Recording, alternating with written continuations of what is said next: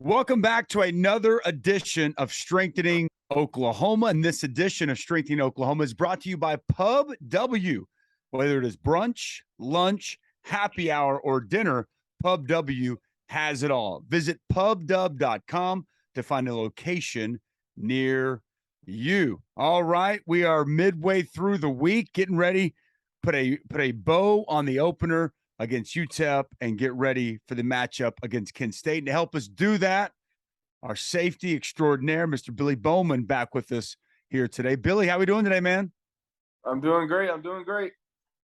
Awesome. Always great to chat with you. We are very excited about you throughout the course of the season. And I'm sure it felt good to get back out there and play an actual game. So what was it like? Walk us through. The Brent Venables era begins, and you guys get a very nice, convincing 45-13 win over UTEP.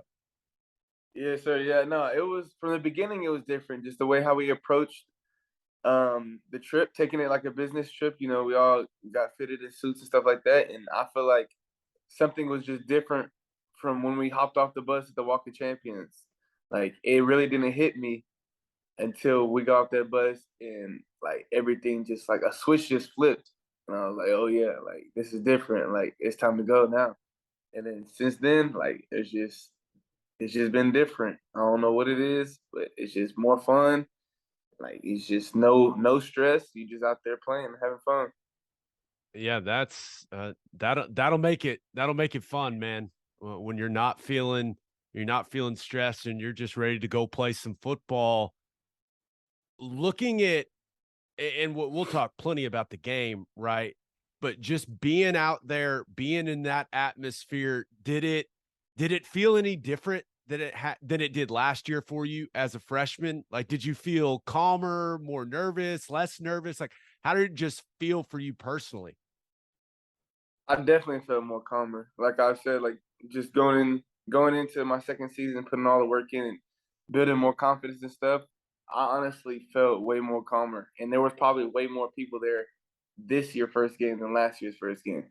So like I just know that it just like last year I felt a lot of nervousness going into game one, but this year nah, it was different. I don't know. Talk about, you're saying you were calmer and just your play kind of individually. As you went back and you watched the tape, you had a chance to give yourself a good self-evaluation. How'd you feel? How'd you thought you played? I felt good. I felt like it was a good starting point for first game. I feel like there's definitely things I can improve on. I know there was a couple opportunities out there where I could have got my hands on the ball, but well, I had to get them when they come my way next time. But other than that, I feel like it was a great starting point for game one, and just you see your biggest improvements from last week to the next week. So we'll see what has in store for this week. So one of the most challenging parts of your position is getting everything communicated right in the back end. And how did you, because communicating on the practice field is one thing, right? Doing it in a game is a completely different challenge, right? With everything that's going on in that environment. How'd you feel about the operation, getting the call, communicating the call, getting everyone lined up? Like, how'd you feel about all of that stuff in the UTEP game? Well, first off, when we go against our fast-paced offense every day, it's so much easier to line up to a different opponent when they're not going as fast as our own offense is in practice. So that part of getting the call in and stuff like that, that was way easier than practice. And then I feel like the communication level, I just feel like we had to use hand signals more and really yell because it's hard to hear in there. And you guys, that's good. You guys got that down pat. You feel comfortable like being able to make sure that everybody's on the same page and understand exactly what's coming? Yes, sir. Yes, I feel like because the whole back seven meets together, so I feel like we're always on the same page, so we know what's going on and when it's going on. I, you know, One thing heading into this season, we talked a lot about, Gabe and I did, and a lot of people, we expected this to be a better tackling team. And as much as anything, it's what Coach V demands. And it's the way you guys practice. Like, you guys practice to be a good tackling team. It sure looked like the tackling went pretty well. How'd you feel just that aspect for you individually and then the team collectively? When you guys went back and watched it, did you feel like you could notice that you guys are already improving as a tackling team? Yes, you can notice. You can definitely tell that we put an emphasis on it. So I feel like myself personally, I think I missed two, but I mean those are two that I can easily have. Just got to go do it. So it was 9 tackles, 7 solos, and I thought you were flying around and flying to the football out there, man. When you look at how you guys limited their rushing attack, right? 31 rushes for 28 yards. Like it can't get much better than that. As a guy in the back end, how much easier does that make your job when the defense when that front seven's controlling the line of scrimmage that way? Yeah, we complement each other. So when the D line does their part, or the front seven does their part for that, it makes the DB's job much easier. And then when the DBs can cover, it makes the D line's job a lot easier. Like that's why we probably had more sacks than usual because the quarterback's back there just holding on to the ball. Complimentary defense, baby. I scratch your back, you scratch mine. I mean, Mm-hmm. it really does go hand in hand, and that was good to see. 6 sacks throughout the course of that ball game. Did a nice job getting some pressure. I want to go back to the tackling aspect for you because at a Denton Ryan state champion, you were an offensive. I mean, you were the man offensively, and was that always something that you enjoyed? You embraced, coming down, being a guy who's going to put that shoulder, put that hat on somebody, and being a physical tackler, or is that something that you've had to really work on and grow in these last couple of years? That's definitely been something that I've had to work on. Like you said, I've always kind of been an offensive minded guy who really just is able to play defense because of my God gifted ability. But it's something. But I always like a challenge. So I mean, anything that you're willing to work for is gonna come. Is gonna come great. So I just feel like I've been working on it, and I've been continuously getting way better at it. You got some touches, man. I was happy for you. Mhm. You were back there, got to return a couple kicks. You were close to breaking one. You were real close, man. How did it feel getting to return some kickoffs in a game again, man? It had to feel good. It felt so good. It felt so good being able to run with the ball in my hands, and like you said, I almost broke when my eyes just shot open on that second one that I returned, and then I just got tripped up from behind. It's coming. Walk me through, if you can, maybe that return or just as a returner. I this might surprise you. I never had the luxury of being back there and doing a kick return in my career. But, obviously you work so hard in special teams, the guys in front of you, and you got blocking schemes and guys are getting set up. But as a returner, what's going through your mind? I mean, just from a vision perspective, knowing where the blocks are, kind of walk us through what that's like to be back there and have that opportunity to hit that downhill and be able to potentially take one to the house, because it's coming at some point this season. And I'd love to know from your vantage point, kind of exactly what it's like as a returner. I mean, for me, it kind of comes natural, but I mean, it's all about setting up your defenders. So I mean, like I did on that second one, because it's really hard to hit a return down the middle because the whole kickoff team is collapsing down. So you really want to hit it on one of the sides. And so I mean, just when you catch the ball, you gotta get rolling and make one or two moves and hit it. Well, I liked what I saw, man. I think you're going to have several Mm-hmm. big time returns this year, and I can't wait to watch them. Wanted to ask you about the coverage that you guys played against UTEP. Talked to Coach Roof about it afterwards. He said, "Hey, we knew if we could just keep everything in front of us and tackle well, that they really couldn't threaten us in what we were doing defensively." You only give up 2 pass plays over 20 yards, and I think those were the only 2 explosive plays, which you guys label explosive plays in the football game. Do you have some sort of goal as a group of defensive backs to limit those type of plays, like heading into a game? How does that all work with you guys? Yeah, I think we set our goals for each week, but we knew that we knew that UTEP liked to throw shots, and so we knew that we'd get them. We knew that the quarterback is right-handed, so they'll try and run the ball, and then they'll try and play action and bootleg to our left, and then throw shots with that. But like I said earlier, we were in great coverage to where the quarterback had no choice but to hold on to the ball. So our D-line could get there faster. But there was multiple times in the game where I saw a quarterback staring straight at me, and I was in good coverage, so he didn't even throw it. He just held the ball and just took his sack or threw it away. Man, you should have convinced him to throw it to you, man. know. I mean, come on. I know. You did have one where you got a hand on it. Were you thinking you're about to make a kind of like the scrimmage, a nice one-handed pick? Yeah, I did. I seen it. I seen it the whole way, but I kind of came down in the box too far, and then I had to get back out. There's always next week. That's what's great.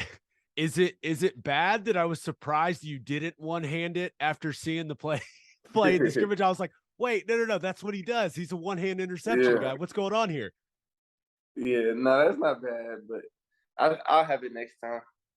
Yeah. So explosive plays. You talked about keep everything in front, rally up, tackle. How big of a point of emphasis has that been? Is that going to be this year? Is that something that's constantly talked about? Because last year the explosive plays were problematic, right? I think it was 8 plays of over 50 yards. So that particular area defensively, philosophically, when you guys talk about what you want to achieve week in, week out, what do you guys talk about when it comes with explosive plays? Yeah, that's it's a game changer right there. We got to be able to stop the run, eliminate explosive plays, and get off the field on third down and create takeaways. So those are 4 of the biggest things for our defense. And then we always want to have our offense. We always want our offense to have at least 2 or more big plays than their defense does. You know, sometimes big plays might happen, but you got to be able to keep them out the end zone and hold them to 0-3. So just holding them to 0-3 is what matters at the end of the day. Yeah, there's no doubt. It's all about how many points you can keep off the board, right? Mm-hmm. Now, speaking of y'all's offense, what's it like? The offense is just going straight down the field. Those first 3 drives, you guys are up 21-0. Like, how do you and the rest of your guys on defense, how do you make sure you don't relax, right? That you don't lose your edge when it's 21-0 in the blink of an eye? Yeah, I mean, we were, especially myself, I was just trying to keep the guys, to keep them up and motivated to just keep going, because you see those elite programs out there, and they don't step off the gas for nothing. Like their starters are in almost until the 4th quarter hits. So I mean, just you got, in order to be that elite program that we want to be, we got to continue to push. We can't play to a scoreboard or anything like that. I love that. Pedal to the metal. Last one to wrap up the UTEP win. A viral moment after the game when Joe Castiglione, the athletic director, Joe Harris, the president, present Coach V with a game ball. And as he started to address you guys, he got emotional. What was that like to be in that locker room and see him have that emotion after his first win as a head coach? Yeah, it was great because since he's got here, he's pushed us, he's pushed the staff, and everybody has done nothing but just buy in. And it all starts with him. He's the head man. He makes this thing roll. So for him getting his first win as a head coach, that was awesome. And that was awesome for the president to acknowledge him like that. Yeah, really cool moment for you guys. Really cool moment for former players that know BV as well. That was awesome to see. All right, let's talk a little Kent State. I know you're in the middle of your preparation for the game on Saturday. And the thing that stands out to me about their offense, man, couple wide receivers that can go a little bit, right? Number 14, Dante Cephas, bigger guy at 6'1". Number 81, Devontae Walker, guy at 6'3". They got a couple guys that can make big plays in the passing game. Yeah, they do. 14, he's definitely their best receiver, probably going to be one of the best receivers we see all season. But with that being said, we just got to go in. We got to do our part and stick to the game plan. The quarterback is good as well. And I think they also have a running back that rushed for 1,200 yards last year. So we got to stop the run again. Yeah, Marquez Cooper, over 1,200 yards. You know, it's funny because you know you're a football guy when you don't even know names and you call numbers because you've Just been watching numbers. tape, you've been Yeah. studying. That is Dante Cephas, number 14. What do you see from him on tape? Just give us a little scout. What he does, route running, attack the football. What's kind of as you guys are breaking him down? What do we have to do well, and what skill set does he bring to the table? Yeah, they want to get the ball to him. So if they go empty or anything like that, they're gonna put him in the slot so they can get him the ball quicker. But on the outside, I think he's a really long guy. I mean, not too fast, but once he gets rolling, he gets rolling. So I mean, I think it'll be important for us to get hands on him early, and we just got to win those contested catches because the quarterback will throw it deep. Yeah. Speaking of that quarterback, Colin Schlee, which is quite the name, can use his legs a little bit, right? They dial up some QB run game. How challenging is it for defense? I mean, just because QB run game is one of the most difficult things to defend in all of football. Yeah, anytime you have to account for the quarterback being able to run, it adds another thing on the defense. So, stopping the run by the running backs and then stopping the quarterback scramble and the quarterback read zones and stuff like that is just another step. But I believe we can do it. We got the guys to. Overall, they want to run the football. They were number 3 in college football and rushing offense a season ago. You mentioned Cooper over 1,200 yards. How do they want to attack you guys? Like, is there an offense or a run scheme that it reminds you of anything? Anything you can take from other study or other preparation that you guys have had to really be sound stopping them running the football?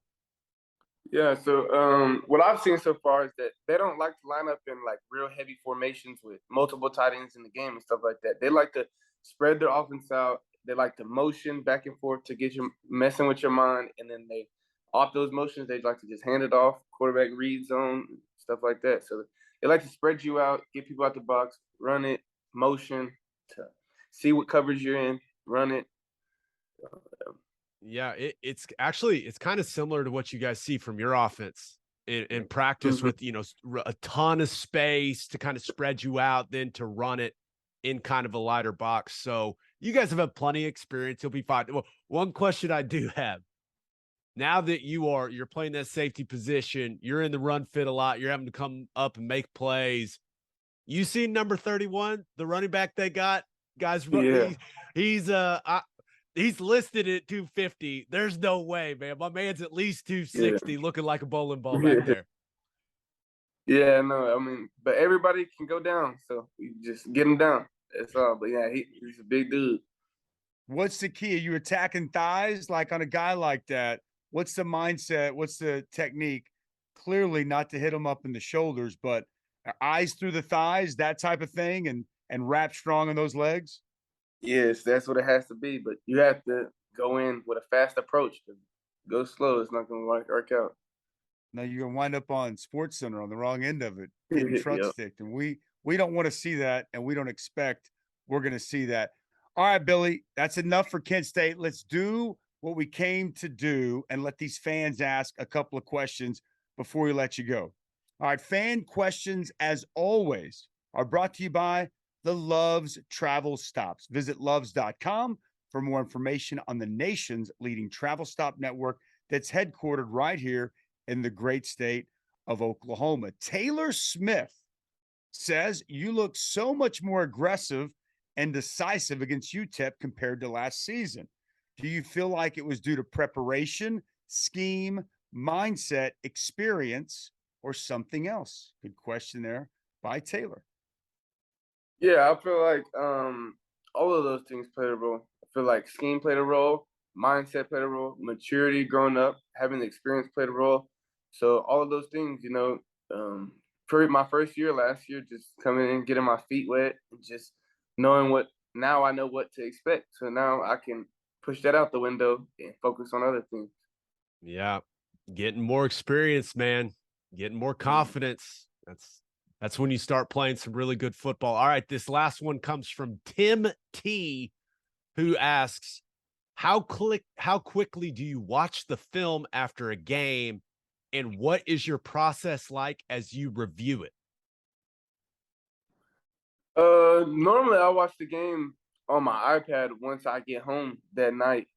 At least try and get through most of it before I start hanging out with my teammates and stuff like that. But other than that, we'll be right back in Sunday morning or either after church or before church. But what was the other part to that question? Just what is your process like as you review it? No, I really go through it. The first time I go through it, I go through it pretty quick just to see the call, make sure I executed the call. And once I do that, I'll just go through the calls like that. And then once I go to watch it again, then I'll go to watch for technique things that I could have been reading better or what I could have expected on this down and stuff like that. Awesome, man. Well, I know you got to start doing that right now as far as watching some tape, getting Mhm. yourself ready. We got game number 2 coming up. Well done in week 1. You played well and you're only scratching the surface. Can't wait to see what week 2 and the rest of the season has in store. Always great to chat with you, Billy. And we'll talk to you again next month. Yes, sir. Thank you. All right, there you go. Thanks to Billy for joining us as always. And now it's time for my man Gabe and I to break it down. All right, let's break it down, Gabriel. And the breakdown brought to you by the Oklahoma Proton Center. It's one of the top cancer centers in the region using state of the art proton therapy. Oklahoma Proton Center, more than a cure, quality of life. Our man Billy Bowman thought he looked good, dude. Coming down, being aggressive. You heard him say there was a couple of tackles he wishes he could have back. I thought overall he showed a lot of signs of promise, showed exactly what we wanted to see. And I thought he played well, man. I mean, he should be his own biggest critic, but first game back at that safety spot, I know I felt really good walking away after watching it. Yeah, I think he looked very sudden at that safety position. The guy plays with some serious speed, and you look at the tackle numbers, right? A lot of those were just, hey, they're throwing it underneath, and it's catch tackle, right? And that's it. As time progresses, he's going to be even closer in some of those situations to maybe break some more of those passes up. But right now, with where this team is at defensively, if you're just allowing short passes and then getting guys on the ground right away, you're going to play some good defense that way. I mean, you really are. But it was clear to me that in the back end of that defense, Bowman is, I mean, he's the most explosive guy they've got. Yep. I mean, he's moving it with some serious speed back there. And it really just kind of validates everything we've been hearing from the coaches throughout the offseason about his consistency and about his level of play. I thought he looked really, really good. He accelerates very well. And so whenever he plants and drives on a route, to your point, he can get there quickly. He's got good closing speed, and he can get there as he's getting up to top speed. He can deliver a little bit of a blow. Like he's got some punch to him as well. So I'm 100% totally with you, and he's only going to get better, right? I mean, that's why I said just scratching the surface. I think the more game snaps in that spot in this defense, both in coverage as well as a guy in the run fit, his comfort level is going to increase week by week. I mean, that's just, we should expect that. And though we like what we saw in week 1, I guess I expect, by mid-season, late season, to see an even much more advanced player because he's literally playing a spot that he's not very accustomed to. And man, he's picked it up really, really quickly. Yeah. And I think that, that comfortability level is going to ramp up. And Dusty, as well as I do, you start playing your best football once you're really confident in what you're doing. Sure. And I think Billy's he's definitely close to that point. I definitely think you look at what he's done up to this point. The guy's got confidence. He knows he's got the ability, but as they continue to play more games and they get into the more challenging portion of that schedule, right? Nebraska, Kansas State, those types of games, when he plays well against teams like that, I think it's only going to increase that confidence. And he also, when you get that confidence, you start taking some more, let's go with calculated risks in the back end, like you're not doing anything detrimental to the structure of the defense, but you just start having a little more faith in what your eyes are seeing and how to react to that.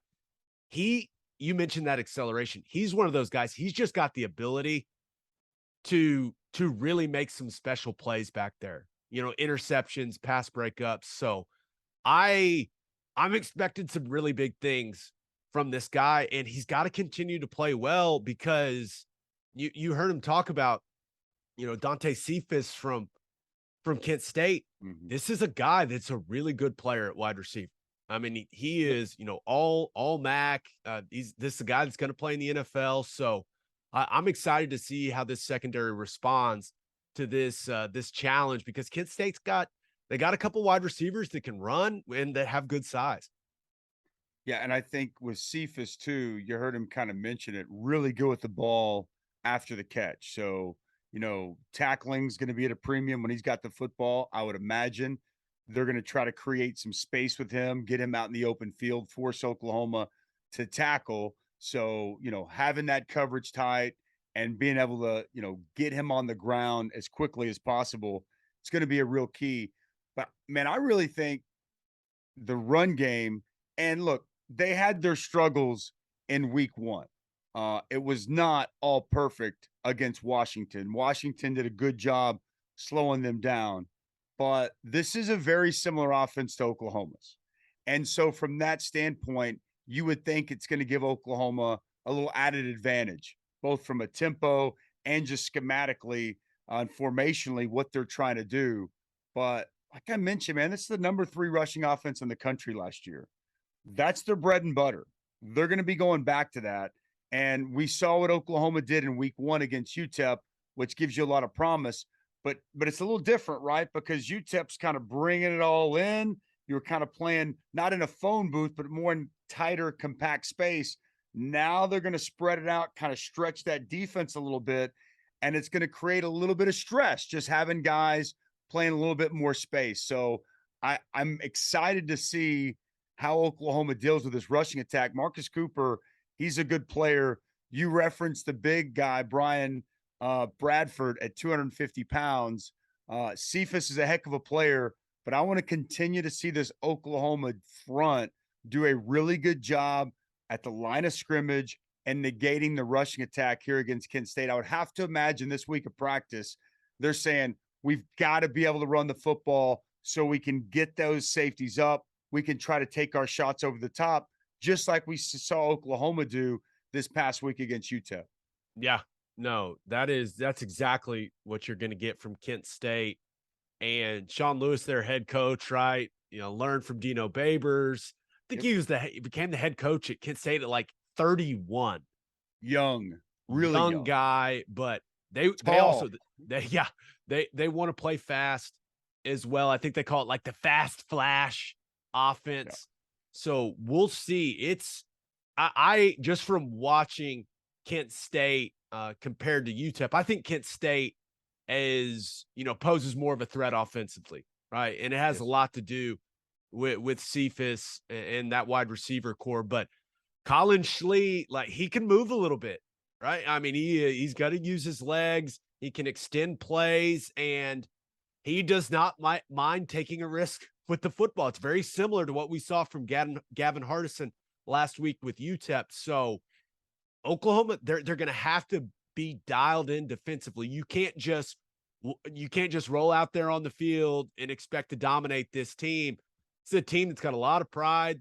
The program's at a really good place, right? They've put together some winning seasons these last couple seasons. So I expect OU to absolutely roll Kent State, but it's not like they're just going to show up and take that check and say, all right, guys, beat us 56-0. Like, that's clearly not the approach we're going to get from Kent State's football team. So I like what Billy said about the elite teams, right? How it doesn't matter what the score is. The starters are on the field making plays, inflicting punishment. That's what I want to see. It's what I want to see in this football game from OU's defense. I do too. And you and Coach Venables is going to try to stomp this out, but you always hear the faceless opponent moniker. Right now, specifically, it has to be because this team is still in its infancy stage inside this defense, inside this offense, with Brent Venables as the head coach. And we always hear about stacking days, right? And that's the same for practice. It's also that on game days. And when you get that opportunity to go out there and perform, you need to individually and collectively continue to show improvement, right? That's how you really get better throughout the course of the season. And if Oklahoma, this team wants to turn into a team that's going to win a Big 12 championship and be there with an opportunity to make the college football playoff, you can't take these opportunities for granted. And you can't look at this as anything less than a chance, man. It's a chance for us to go win a game and a chance for us to go out and get better. And I know that's going to be what's being preached this week all throughout the course of practice and in meetings. I expect that's the mindset these players are going to have when they take the field on Saturday. But, it's got to be like that's got to be your mindset. And you got to look at every game day as an opportunity to put out some good film, an opportunity to get better. And really, it's an opportunity to prepare for the better opponents once they get there on your schedule throughout the course of the season. Yeah, I know this is something that has frustrated OU fans for the last couple of years. You can't play down to the level of your opponent defensively. Oh, right? no. You can't relax. You've got to show up and demand dominance on the defensive side of the ball.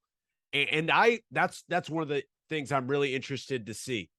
How does OU's defense handle the success that they had against UTEP, right? Mm-hmm. Because people like you and I, we're talking about, hey, the tackling looked great, man.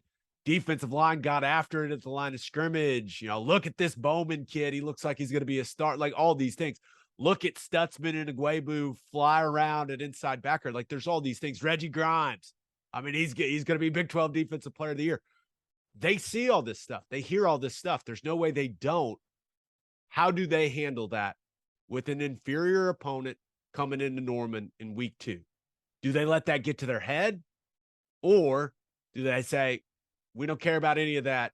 We've got our standard, right? That Brent Venables and Ted Roof have instilled in this program and in that defense. And that's all that matters. All the praise, everyone talking about us and how improved we looked, doesn't matter.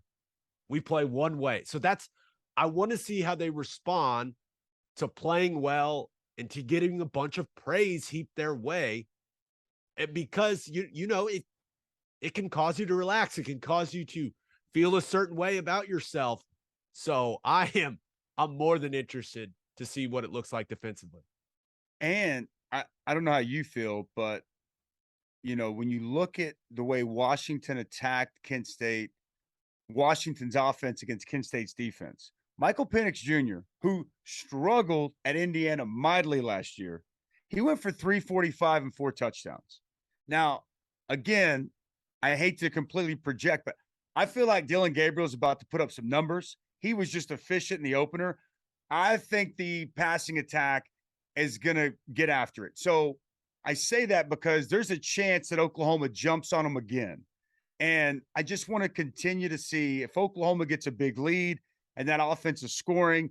I want to continue to see, kind of as we heard from Billy there, pedal to the metal, keep your foot on their neck, and continue to keep playing and grinding regardless of what the score is. Because I don't know, man. I think I think the offensive passing attacks can have a chance to really do some damage on that Kent State defense. And I can't wait to watch it coming up this week. So should be fun. Should be a lot of fun. Again, thanks to Billy Bowman. Fantastic as always for breaking it down from the defensive side. We're getting that much closer to week 2 as we put away week number 1 against UTEP and we start to turn our attention a little bit closer to this next opponent against Kent State. As always, thanks to Muse Growth Strategies for continuing to help us spread the word about strengthening Oklahoma. And as we always do to close it up, thank you to you guys, our subscribers. You guys make this whole thing go. We appreciate you guys buying in to what we're doing, supporting Strengthening Oklahoma, and supporting and contributing to all these players that really make up the great team that we have right here. We appreciate you. We thank you, and we'll see you again next time right here on Strengthening Oklahoma.